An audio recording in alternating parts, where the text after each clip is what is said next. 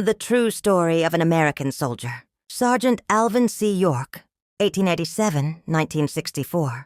Alvin Cullum York was born in 1887 in rural Tennessee, one of 11 children in a poor farming family. With little formal education, York grew up hunting to feed his family and working the land from a young age. After the death of his father, the burden of supporting the household fell largely on him. Life was hard, disciplined, and shaped by responsibility. In his early 20s, York experienced a deep religious transformation and became a devout Christian. He believed strongly in the Bible's commandment against killing. When the United States entered World War I in 1917, York faced a moral crisis. He registered as a conscientious objector, arguing that his faith forbade him from taking human life. The Army denied his request, but allowed him to appeal.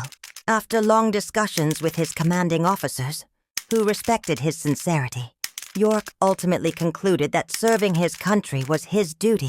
He went to war. Into World War I, York was assigned to the 82nd Infantry Division and sent to France in 1918. The conditions were brutal: mud-filled trenches, constant shelling, and relentless enemy fire. Despite his moral struggle, York proved to be a disciplined and reliable soldier, respected by his unit for his calm under pressure and his marksmanship. In October 1918, during the Meuse-Argonne offensive, one of the largest and bloodiest operations involving American forces, York's unit was ordered to silence a series of German machine gun nests that were devastating advancing U.S. troops. The battle that defined him. On October 8, 1918, York was part of a small group sent behind enemy lines. The mission quickly went wrong.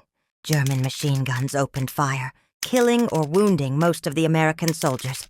York suddenly found himself one of the few men left standing, with several wounded comrades around him.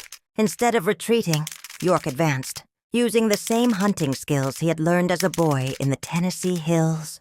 He picked off enemy machine gun crews one by one, firing calmly and deliberately under heavy fire. When German soldiers charged him with bayonets, York drew his pistol and stopped them at close range. By the time the fighting ended, Alvin York had single-handedly neutralized multiple machine gun positions, killed over 20 enemy soldiers, and captured 132 German prisoners, along with dozens of machine guns. His actions allowed the American advance to continue and saved countless lives. A reluctant hero, York returned home a national hero. He was awarded the Medal of Honor, as well as honors from France and other Allied nations.